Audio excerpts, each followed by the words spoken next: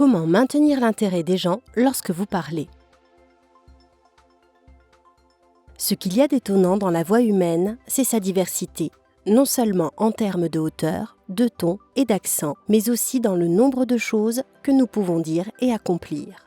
Malheureusement, beaucoup de gens ont l'impression que leur voix n'est tout simplement pas entendue lorsqu'ils parlent.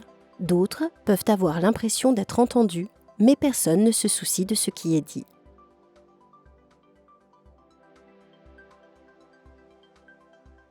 C'est frustrant et cela peut, d'une certaine manière, amener les gens à perdre leur voix. La personne peut encore être capable de parler physiquement, mais elle n'est pas disposée à s'engager parce qu'elle ne se sent pas entendue. La bonne nouvelle, c'est qu'il existe des moyens de se faire entendre sans crier.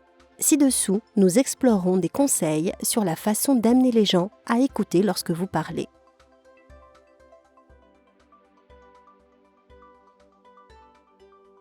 Cela peut paraître étrange, mais il y a quelques points fondamentaux qui peuvent ruiner vos conversations avec les autres. Si vous y pensez vraiment, vous pouvez probablement nommer ces choses. Ils n'ont rien à voir avec la langue, mais avec ce qui est dit et comment les choses sont dites.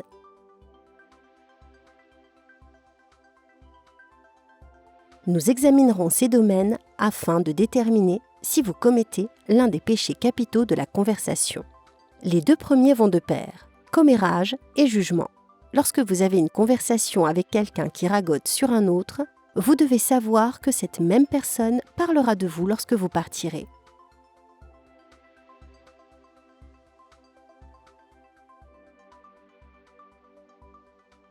Ceux qui racontent des ragots jugent les autres et pensent que l'information qu'ils détiennent sur quelqu'un d'autre est quelque chose qu'ils peuvent partager. C'est différent du partage d'informations quand les gens ont autorisé à le faire. Et en plus, c'est nuisible. Les deux péchés suivants sont liés à cela, la négativité et la plainte.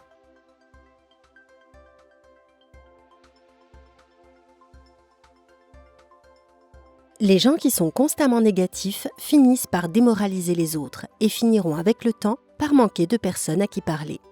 Bien que certains jours soient difficiles et que nous ayons besoin de nous défouler, ce ne devrait pas être un choix à faire.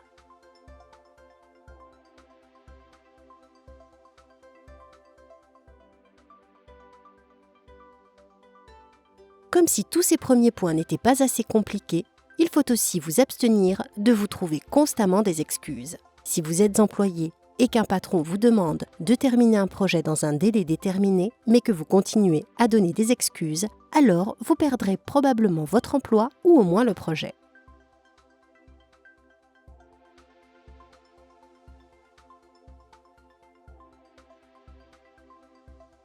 Personne n'aime entendre constamment des excuses pour expliquer pourquoi vous devez ou ne pouvez pas faire quelque chose.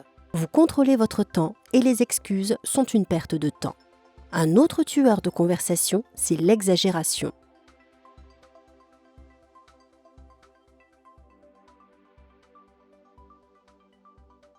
Bien que l'exagération soit parfois amusante, elle n'est pas idéale pour des conversations durables. C'est parce que l'exagération mène facilement au mensonge et personne n'aime les menteurs. Soyez honnête, tout le temps, avec gentillesse. Enfin, le dogmatisme est un tueur conversationnel.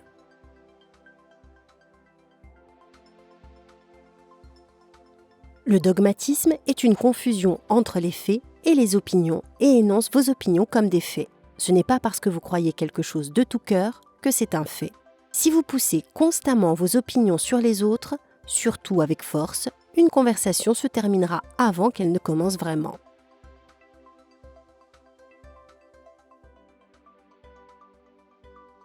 Tout comme il y a des choses qui repoussent les gens dans une conversation, il y a des moyens d'attirer les gens.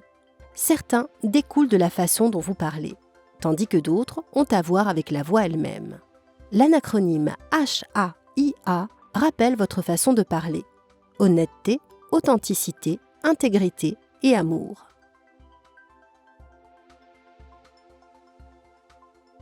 Nous devrions toujours nous parler en toute honnêteté. Cela ne signifie pas que nous devons partager toutes les vérités qui nous trottent dans la tête, comme à quel point vous détestez la nouvelle coupe de cheveux de votre femme. Mais être honnête quand on vous pose une question ou pour avoir une opinion. Parallèlement, nous devons également être authentiques. Faire semblant d'être quelque chose que vous n'êtes pas ressortira toujours. Si vous êtes authentique, les gens seront attirés par votre honnêteté et le fait que vous ne changez pas en fonction de qui est présent. Le prochain aspect est l'intégrité. L'intégrité consiste à faire ce qui est juste ou à éviter ce qui ne l'est pas.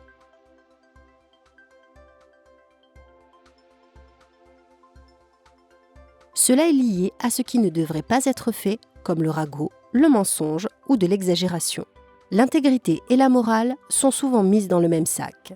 Bien que l'intégrité devrait faire partie de votre vie et de votre conversation, cela peut aussi signifier que vous devez vous éloigner de certaines conversations. Si quelqu'un raconte des ragots ou ment de façon flagrante, éloignez-vous.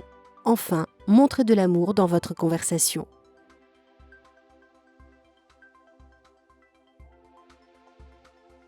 On ne parle pas d'amour romantique, mais d'exprimer une sorte de souhait que tout se passe bien. Lorsque vous parlez à quelqu'un, souhaitez-lui bonne chance au moment de son départ ou en général pendant qu'il parle. Plus important encore, écoutez les autres parler pour permettre à vos compétences conversationnelles de grandir.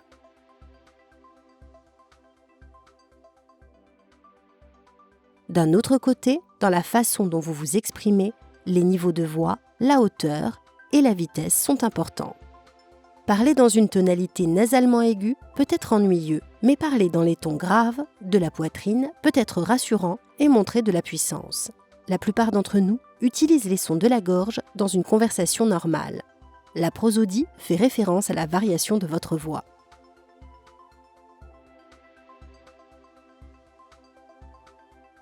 Quelqu'un qui est monotone et sans émotion ennuiera les gens à mort. Le rythme et le volume sont également importants. Parler trop vite peut laisser les gens sur la touche, alors ralentissez et n'ayez pas peur du silence. Il en va de même pour le volume. Les cris peuvent faire sursauter les gens, mais parler doucement peut les entraîner dans une conversation, avoir le sentiment d'avoir quelque chose d'important à dire.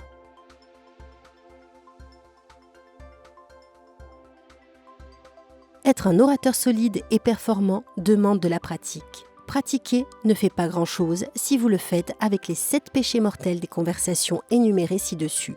Si vous êtes un orateur négatif, vous n'aurez probablement pas l'occasion de converser tant que les gens seront découragés par de mauvaises compétences et une mauvaise communication.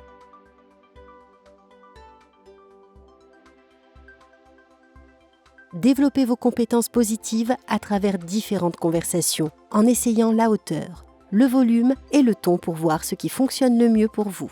Après tout, la pratique rend parfait.